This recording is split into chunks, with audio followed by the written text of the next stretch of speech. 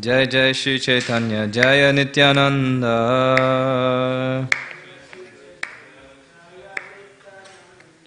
Jai Advaita Chandra Jaya Gaura Bhakta Vrinda. Jai Jai Shri Caitanya Jaya Nityananda. Jai Advaita Chandra Jaya Gaura Bhakta Vrinda. Jai Jai Shri Caitanya Jaya Nityananda.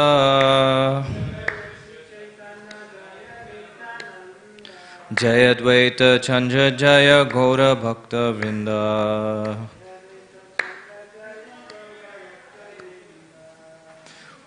Om Jnanatimrandasya Jnananjana Shalakaya Chakshurun Militam Yena Tasme Shri Gurave Namaha. Jaya Shri Krishna Caitanya Prabhu Nityananda Shri Advaita Gadadhara Shivas Adi Gaura Bhakta Vrinda. Hare Krishna Krishna Krishna Hare Hare Hare Rama Rama Rama Hare Hare.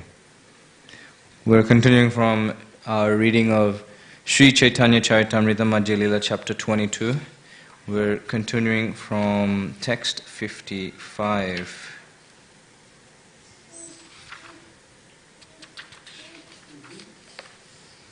Okay, we're reading the section. Mahaprabhu is talking about the process of devotional service. Jai Shri Shri Radha Gopinath Bhagavan Ki Jai.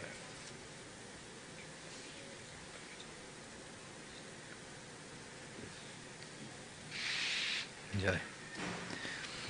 Okay, so we're reading from text 54. 54 is an important verse of Caitanya Caritamrta. Sadhu Sangha Sarva Shashta Koi.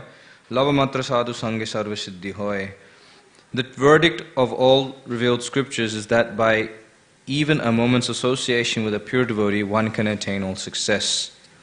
Text 55. The value of a moment's association with a devotee of the Lord cannot even be compared to the attainment of heavenly planets or liberation from matter. And what to speak of worldly benedictions in the form of material prosperity, which is for those who are meant for death.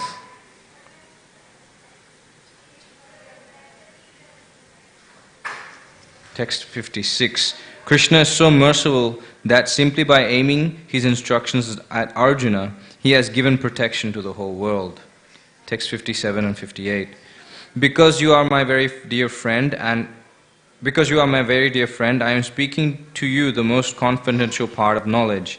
Hear this from me, for it is for your benefit. Always think of me and become my devotee. Worship me and offer obeisances unto me. Thus you will come to me without fail. I promise you this because you are my very dear friend. This is from Bhagavad Gita chapter 18, text 64 to 65. Text 59. Although Krishna has previously explained the proficiency of executing Vedic rituals, performing fruitive activities as enjoined in the Vedas, practicing yoga, and cultivating jnana, these last instructions are most powerful and stand above all the others. Text 60. If the devotee has faith in the strength of this order, he worships Lord Krishna and gives up all other activities. Text 61. As long as one is not satiated by fruitive activity and has not awakened his taste for devotional service by Shravanam, Kirtanam, Vishnu, one has to act according to the regulative principles of the Vedic injunctions. So this series of verses is quite instructive for us. Mahaprabhu goes straight from glorifying the association of devotees to the confidential part of Bhagavad Gita, the final section. Rather, final section of Bhagavad Gita where Krishna gives very confidential instructions. And Mahaprabhu says these last instructions are most powerful and stand above all the others. So you can see how Mahaprabhu is Krishna himself, and he's mentioning that these two verses, Sarva Guya Tamam Bhuya Shinu Me Paramam Vacha Ishto Si Me Dadam Iti Tato Vakshyamite Hitam Manmana Bhavamad Bhakto Madhyajimam Namaskuru Mamevi Ashi Satyam Te Pratijani Priyosi Me. So you can see these two verses Mahaprabhu is saying is the last instructions and the most powerful. Because after describing all of the Vedic rituals, performing karma kanda activities as enjoined in the Vedas, practicing yoga and cultivating jnana, Krishna finally mentions these verses.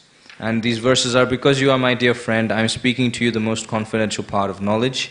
Hear this from me, for it is for your benefit. Always think of me and become my devotee. Worship me and offer obeisances unto me, and thus you will come to me without fail. I promise you this because you are my very dear friend.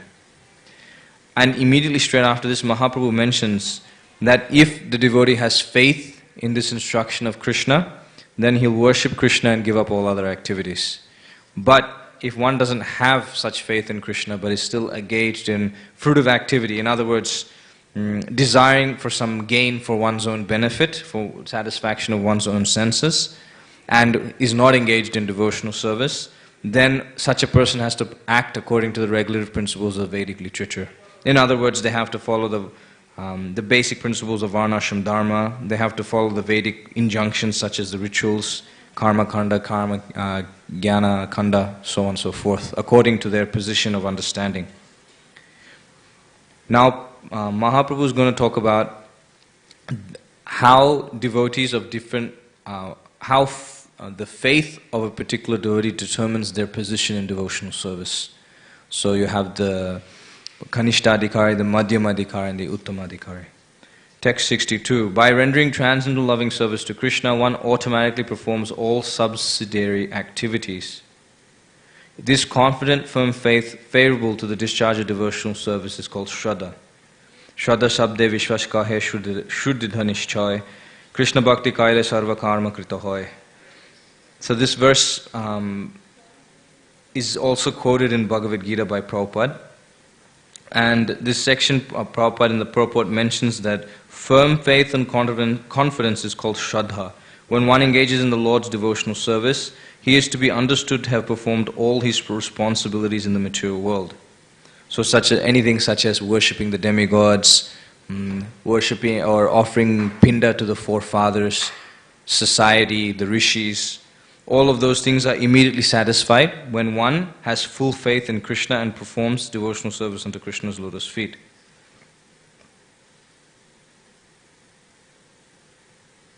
So in the next verse, Srila Krishnadas Kaviraj Goswami is quoting Mahaprabhu, quoting a verse from Srimad Bhagavatam, that simply by serving Krishna, everyone else will be satisfied. That text 63, by pouring water on the root of a tree, one automatically satisfies the trunk, branches and twigs. Similarly, by supplying food to the stomach, where it nourishes the life air, one satisfies all the senses. In the same way, by worshipping Krishna and rendering him service, one automatically satisfies all the demigods. So here, this is a verse quoted or spoken by Narad Muni, who is speaking to King Prachinabarhi Sat. And King Prachinabarhi, he is attached to performing all types of Vedic rituals, to the extent that although he knows that to perform the rituals gives opportunity for advancement in some sort of spiritual knowledge, still he is very attached to these Vedic rituals. And Narad Muni comes out of his own causeless mercy to deliver King Prachinabarhi, because King Prachinabarhi was a descendant of Dhruva Maharaj. So he felt, how can a descendant of such a great devotee of Dhruva Maharaj be attached to such insignificant lower level of spiritual practice, such as karma kanda rituals? So then he wanted to save him, and in the process of instructing him, he preached to him, explaining that if you just simply worship Krishna, by worshipping Krishna, naturally all the other demigods will be satisfied. Just like when you pour water on the root of the tree, all the leaves and branches, they'll become nourished. Just as you give food to the mouth, to the stomach, all the other limbs of the body will be satisfied. Similarly, by serving Krishna, everyone else will be satisfied. All other responsibilities will automatically be covered. Now Mahaprabhu will talk about the faithful devotee. This is text 64. A faithful devotee is a truly eligible candidate for the loving service of the Lord. According to one's faith, one is classified as a topmost devotee, an intermediate devotee, or an inferior devotee. Shraddhavan jana hai bhakti adhikari, uttama madhyama kanishta shraddha anusari. That Prabhupada says here, the word Shraddhavan, faithful, means understanding Krishna to be the summum bonum, the eternal truth, and absolute transcendence. If one has full faith in Krishna and confidence in him, one becomes eligible to discharge devotional service confidentially. According to one's faith, one is topmost, intermediate, or inferior devotee. So you can understand here that if you want to understand your position in Krishna consciousness, you can understand it based on your faith in Krishna's instruction, faith in the process of devotional service.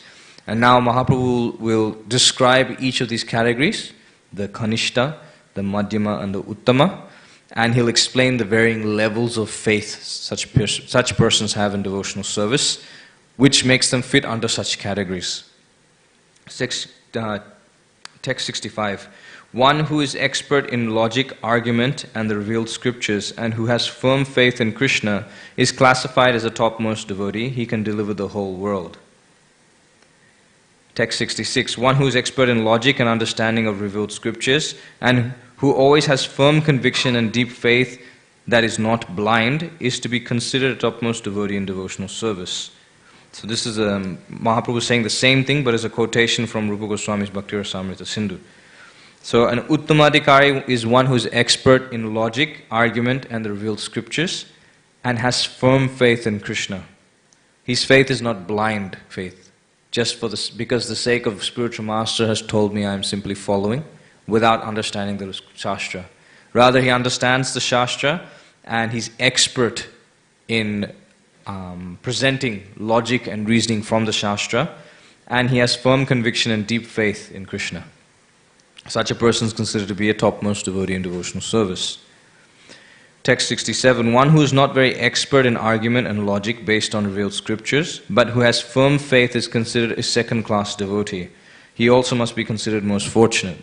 So you can see the differences that whereas the Uttamadhikari has but he has full faith in Krishna consciousness, but his faith and understanding is backed up with expert logic and reasoning. So he's able to understand the Shastra and present the Shastra in that way. But a Madhyamadhikari is not that expert in argument and logic based on revealed scriptures, but he still has some firm faith. He's considered to be a second-class devotee. This is a quotation from Bhakti Rasamrita Sindhu. This is text 68. He who does not know the scriptural argument very well, but who has firm faith, is called an intermediate or second-class devotee. Text 69. One whose faith is soft and pliable is called a neophyte, but by gradually following the process, he will rise to the platform of a first-class devotee. Text 70. One whose faith is not very strong, who is just beginning, should be considered a neophyte devotee. So we can understand.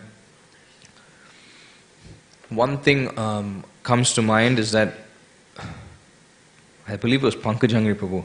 Pankajangri Prabhu was mentioning how one person asked him, why are you worshipping Lord Nrsingadev? You are been in Mayapur for such a long time. Why you're not on Radha Madhav altar? Why are you not worshipping them all the time? Why are you worshipping Lord Nrsingadev? And to answer the devotee, Pankajangri Prabhu was mentioning how actually to worship Radha and Krishna directly is a very difficult process from our point of view. Why? Because when we worship Radha and Krishna, it needs to be at least close to perfect devotional service, only for their pleasure, and there should be no ulterior motive. And when one worships Radha and Krishna, there will be many obstacles in one's path, but one must be expert to not overcome the obstacles, but use them in the service of Krishna to give the transcendental couple pleasure. So he was saying that a neophyte devotee, or a person who is not that strong in devotional service, when they worship Radha and Krishna directly and the obstacles come, then naturally what happens is that they will lose heart very easily. I'm worshipping Radha and Krishna, the topmost couple. Why is difficulty coming upon me? Why is this happening? Why is that happening? So the faith is very weak. So the faith being very, very weak, they very easily cause offenses to the deities. They're not able to appreciate that the Lord is tailoring their devotional service. That any difficulty comes is an opportunity for them to come closer to Krishna. It's like an impetus, an acceleration in devotional service. They say that, I think it's separation makes the heart grow fonder. So when you see how Krishna disappears from the Rasalila suddenly, and it appears that Krishna is very cruel to the gopis, but actually he's encouraging them to develop more and more attraction to them, to the extent that they went mad in separation, in love of Krishna. They were able to attain a much deeper love and affection by Krishna's mercy. Of course, acharyas explained that Krishna never left. It's mentioned that he was hiding in the bushes watching them. Right? So Krishna is gradually bringing that out of the gopis, of the topmost devotees. So for the neophyte, it's very difficult to accept such difficulties as mercy of the Lord. So therefore, Pankajangri Prabhu is saying, therefore we worship Prahlad Maharaj and Nrsingadev. Because by the mercy of Nrsingadev, whose sharp thunderbolt-like nails, he will destroy all the obstacles on our path of worship to Radha and Gopinath. By his mercy, we'll be able to worship Radha and Gopinath very easily. And by his mercy, we'll be able to render some devotional service to Radha Gopinath through Sri Chaitanya Mahaprabhu. Because we can never approach Radha and Krishna directly. In fact, worship of Radha and Krishna is not possible unless one worships Sri Chaitanya Mahaprabhu. Because by worshipping Sri Chaitanya Mahaprabhu, Mahaprabhu allows us the opportunity to offer our devotion to Radha and Krishna. So Pankajangri Prabhu was mentioning this about Nrsingadev. So it was just in relation to this point of how a neophyte devotee's faith is soft and pliable. So when we practice devotional service, when things happen in our devotional life, where does our mind go to? What does it take shelter of? When we have difficulties in life, are we taking shelter more of devotional service, more of Krishna? Or are we taking shelter of our strengths, our own strength, or our own ability to try and reverse the situation? Because if you think about it, difficulties, when they come, if we try to change it on our own, we only become more and more frustrated and we put the blame on Krishna. Rather than doing that, a Madhyama and Uttamadhikari will then take more and more shelter of Krishna. As you can see in the example of Queen Kunti. She's saying that, look, I have the kingdom now, my sons are all emperors, they have everything, but you're leaving. But when we were in distress, you were always with us. When we were in distress, you were always with us. We had nothing. We were in difficulty, but you were always with us. So let us continue to be in distress. We don't want this kingdom, we don't want anything. From a neophyte perspective, it seems quite bewildering. Quite confusing, because the whole, we come, we offer some money in the hundi, we expect some return from Krishna. So when the Pandavas suddenly got, the kingdom that they were searching, what they wanted for such a long time, they're ready to give that up simply for Krishna's association. You can understand their level of faith in Krishna, their level of devotion to Krishna. So we can understand from our own practice of devotional service, the more and more introspective we get, the more and more we can understand our level of, or gradation of devotion. And rather than becoming despondent, becoming depressed about it, we do something about it. We take association of those Madhyama and Uttamadhikaris. We make endeavor to go further and further in devotional service.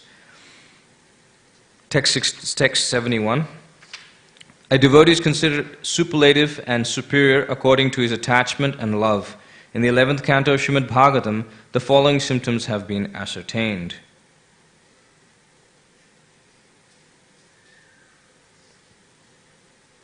Here, Bhaktivinoda Thakur is giving a nice purport that he's mentioning, if one has developed faith in Krishna consciousness, he is considered to be an eligible candidate for further advancement in Krishna consciousness. Again, the same point is being mentioned, the faith in Krishna.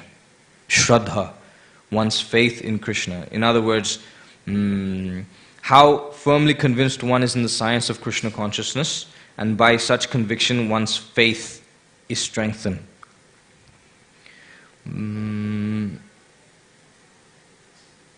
Okay, I think I'll leave that there. Text 72. These three verses are quotations from Bhagavatam 11th canto, and they are given by Narada Muni while he's speaking to Vasudev, but he's quoting from how the Navayogendras speak to Maharaj Nimi. Text 72. A person advanced in devotional service sees within everything the soul of souls, the Supreme Personality of Godhead, Sri Krishna. Consequently, he always sees the form of the Supreme Personality of Godhead as the cause of all causes and understands that all things are situated in him. Text 73. An intermediate second-class devotee shows love for the Supreme Personality of Godhead, is friendly to all devotees, and is very merciful to neophytes and ignorant people. The intermediate devotee neglects those who are envious of devotional service. Text number 74. A prakrta or materialistic devotee does not purposefully study the Shastra and try to understand the actual standard of pure devotional service. Consequently, he does not show proper respect to advanced devotees. He may, however, follow the regulative principles learned from his spiritual master or from his family who worships the deity. He is considered to be on the material platform, although he is trying to advance in devotional service. Such a person is Bhakta Praya, neophyte devotee, or Bhakta Bhas, for he is a little enlightened by Vaishnava philosophy. So this is quite revealing in terms of what goes on in the mind or consciousness, or what's the purpose of each of these particular levels of devotion, or devotees in these different levels of Shraddha, Kanishta, Madhyama and Uttama. The Uttamadhikari is able to see all within all living entities, and everywhere he can understand the Supreme Personality of Godhead Krishna, and he can understand that everything is situated in him. So that is a Uttamadhikari.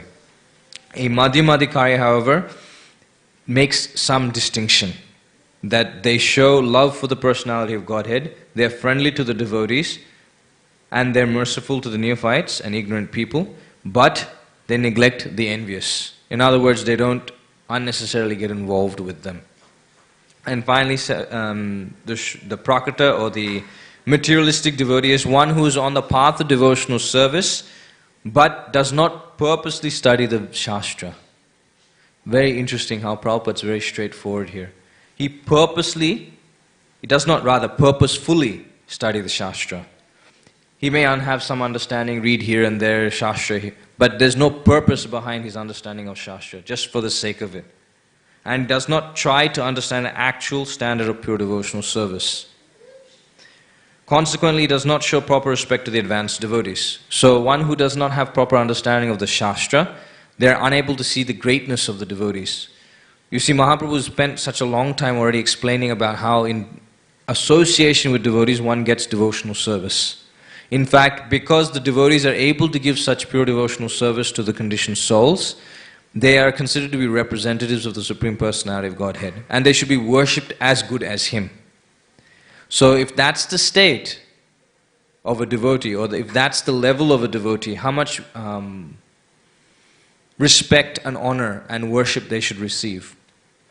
But one who does not study the Shastra, or one has no knowledge of the mercy of the devotee, does not understand the superlative nature of bhakti yoga, the process of devotional service, and how rare it is and how difficult it is to obtain on one's own, and understands how by the mercy of devotee that the devotional service can begin, such a person will not show respect to the advanced devotees. But Prabhupada says here, he may, however, follow the regulative principles learned from his spiritual master or from his family who worships the deity. He is considered to be on the material platform, although he is trying to advance in devotional service. So here, when one is still in the materialistic platform, but still endeavoring to worship the Lord, such a person is considered to be glorious, of course. It's not that they're condemned. That's a very important point to note. They're very fortunate souls. Like Prabhupada, I remember I was hearing recently, Prabhupada says that even the worst day in Krishna consciousness you may have beats the best day in material life. You can never get anything better in material life. If you're experiencing the worst day in spiritual life, you can never match it even with the best day in your material life. So a devotee is very fortunate to come across devotional service. So regardless of what level they are, they're considered to be very glorious. But for the sake of understanding and further advancement in devotional service, there is categorization, and it helps us become more and more fixed in devotional service and purified, so that we be able to perform devotional service simply for the pleasure of the Supreme Personality of Godhead. Now, this verse that I just quoted from Madhila chapter 22, text 74 about the Shraddha, or rather the Prakata Bhakta or the Kanishta Adhikari, there's something very nice Srila Bhaktivinoda Thakur has mentioned about this in the purport Prabhupada's giving. Srila Bhaktivinoda Thakur says that one who has full love for the Supreme Personality of Godhead and who maintains a good friendship with the Lord's devotees is always callous to those who envy Krishna and Krishna's devotees. Such a person is to be considered an intermediate devotee. So Bhaktivinoda Thakur is giving you an understanding of the Madhyama Adhikari. How, because they're so strong in their relationship with Krishna and Krishna's devotees, when someone envious comes to disturb, they're callous to it. They don't care too much about it. That, in that sense, they neglect the envious. They're not so much worried about what the envious have to say. But Bhaktivinoda Thakur is taking it to the next step. He, that's the Madhyama Adhikari, becomes a first-class devotee when in the course of advancing in devotional service, he feels an intimate relationship with all living entities, seeing them as part and parcel of the Supreme Person. So their understanding becomes even more deeper. Rather than from seeing them as devotee and non-devotee, they become even more fixed in Krishna consciousness by intimate relationship with Krishna, to the extent they see that although that person seems to be envious, that person's part and parcel of Krishna. Text 75. A Vaishnava is one who has developed all good transcendental qualities. All the good qualities of Krishna gradually develop in Krishna's devotees. Text 76, this is by Prahlad Maharaj. One who has unflinching devotional faith in Krishna, all the good qualities of Krishna and the demigods are consistently manifest. However, he who has no devotion to the Supreme Personality of Godhead has no good qualifications, because he is engaged by mental concoction in material existence, which is the external feature of the Lord. So this is Prahlad Maharaj and the other inhabitants of Bhadrashrava. That's another Varsha here on Jambudvip, and they're offering their prayers to Nrsingadev. And basically this verse is saying that the devotees of the Lord, they have all the good qualities. The demigods' qualities manifest within the devotees of the Lord. But even though one may look like they have good qualities, but they have no devotion to Krishna, what use is there of their good qualities? Because they're simply engaged by mental concoction. So it may appear to be good today based on their state of consciousness, state of mind. But as the mind is flickering, such good qualities, what's the purpose? Mental concoction in material existence, which is the external feature of the Lord. Another place Prabhupada translates it as their minds being, what is the word? On a rath. In other words, Manoratha, that's the mind or chariot of the mind, is simply moving here and there. By mental concoction, Prabhupada translates it here. And it says, Asati dhavato bahi. It's constantly running to material happiness, which is external, part of the external energy of the Lord. So the mind is constantly running here and there for a non-devotee.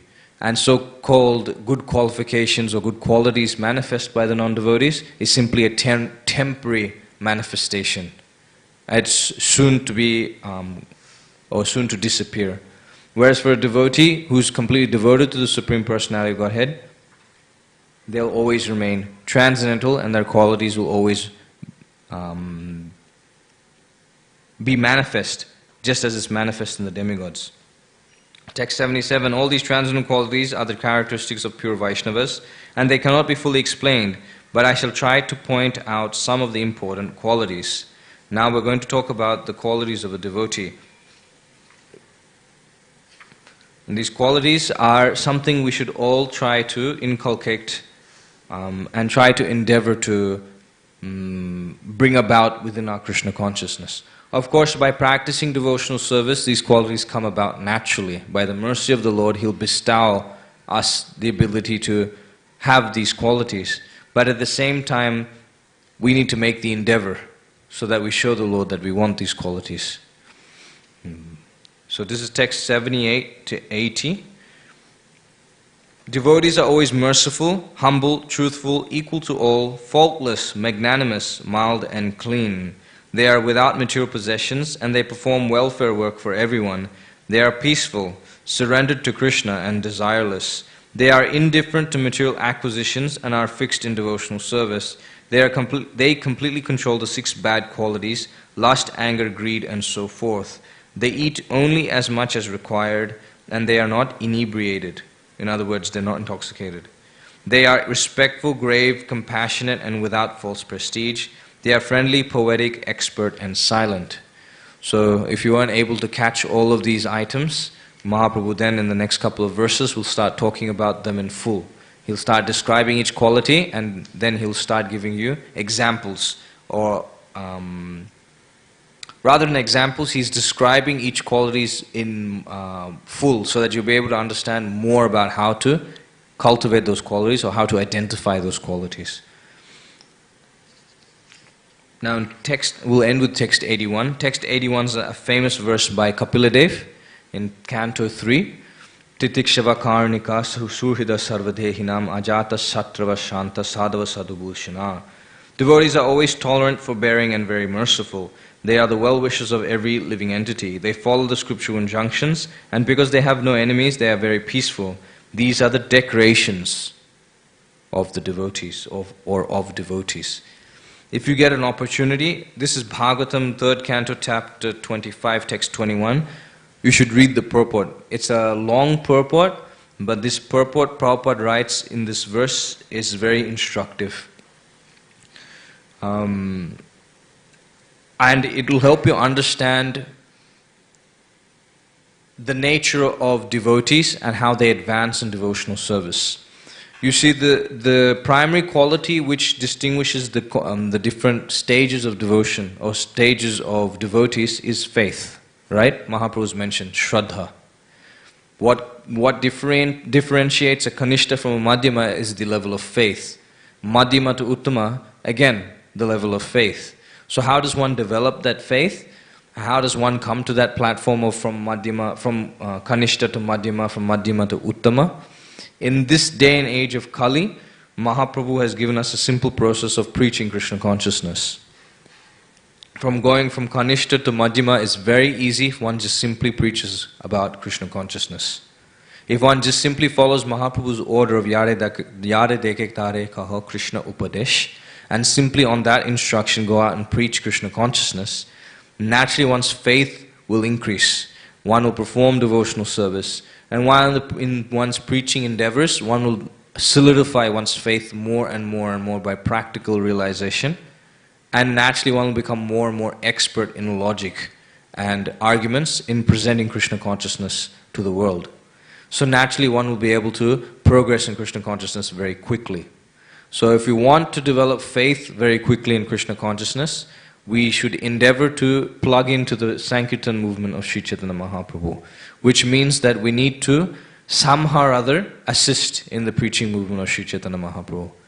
And every type of devotion, I was recently listening, Prabhupada's mentioning that one who's washing the body of the deities and one who's washing the floor of the temple, both are service in the absolute sense. But still Prabhupada makes the distinction that one who's washing the body of the deity is still washing the body of the deity. One who's washing the floor of the temple, one is washing the floor of the temple. Two totally different things. But because of the absolute nature of devotional service, washing or mopping the floor of the temple and washing the body of the deity, both are considered to be devotional service. Both are considered to be pleasing to Krishna because it's for Krishna's pleasure. But in saying that, what pleases Krishna the most, as we read earlier, that Mahaprabhu was mentioning that Krishna has given these 2 verses after explaining whole of Bhagavad Gita. He's giving these 2 verses, right? In that section of Bhagavad Gita, Krishna is also mentioning the one who preaches Krishna consciousness is more dear to me, and there'll never be one more dear to me than he. And it's mentioned that you think that it's very difficult to preach Krishna consciousness. People will reject us, people won't listen to us. And that's natural. There will be people who will not want to take up devotional service. But it's our duty to keep trying. That's why Krishna says, yada yada hi dharmasya glanir bharati bharata abhyuttanam adharmasya tadatmanam srijamyaham.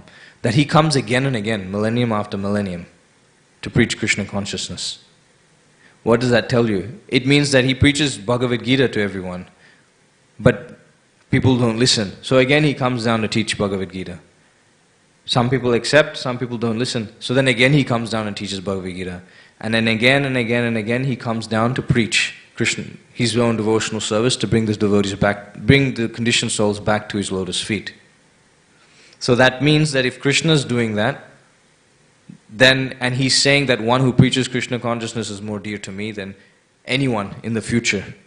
He'll be more dear to me than anyone in the future. Then you can understand how much Krishna values a person taking up his will of preaching Krishna consciousness, bringing all the souls back to his lotus feet. So naturally Mahaprabhu will naturally give extra mercy to the devotee. So naturally this progression of going from Kanishta to Madhyama to Uttama, that will automatically happen by one engaged in preaching Krishna consciousness for the pleasure of Mahaprabhu. Because naturally one's faith will increase. One will accelerate their devotional service in this way. Because Mahaprabhu did that. Mahaprabhu, he opened the storehouse of love of Godhead with the Panchatattva, and he danced and he chanted and he tasted love of Godhead and he distributed to everyone without any distinction, without any particular criteria. He just gave Krishna consciousness. So in that way we can understand, by following in Sri Chaitanya Mahaprabhu's footsteps, we can always also learn to become Madhyama Uttamadhikaris by the mercy of Sri Chaitanya Mahaprabhu. And coming to that platform, then we can also bring many people to Krishna consciousness. And so naturally all these qualities that Krishna's Kaviraj Goswami is mentioning, Kripalu, Akrita Doha, Satyasara Sama, Nidosha Vadanya, Mridu Suchi, Akinchana, and so on. All of these verses, all of these qualities, they all naturally become manifest in a devotee. And if you want them to manifest more and more, then one practices Krishna consciousness more and more intensely. Yeah. So, this is text 81 again. Devotees are always tolerant, forbearing and very merciful. They are the well-wishers of every living entity. They follow the scriptural injunctions, and because they have no enemies, they are very peaceful. These are the decorations of devotees. So if you want to have decorations, then these are the right decorations one must have, qualities of a devotee. And this is what will attract Krishna, as you will read in the 12th chapter of Bhagavad Gita. One becomes very dear to Krishna when he develops such transcendental devotion, devotional qualities. And these ornaments is what attracts Krishna to the devotee. So there's a lot to do in Krishna consciousness, but one who's fixed up in devotional service, as given in the regulative principles by Srila Prabhupada, naturally one will make advancement in Krishna consciousness. No doubt, one will be able to practice Krishna consciousness in such a way that one will naturally become a Madhyamadhikari and access the platform of Uttamadhikari. One's faith will naturally increase. Okay, so that's the end. Thank you very much for listening. Any comments, any questions? Okay, so the purport I was suggesting of was Srimad Bhagavatam, 3rd Canto, Chapter 25, Text 21. 3:25-21. If you read that verse, it's a powerful verse by powerful purport by Prabhupada on the preaching mission. How a devotee's, what the mindset of a devotee of a Madhyamadhikari is like. We need to know these things so that we can actually practice devotional service on that platform, or at least have a goal to work towards. Okay, thank you very much for listening.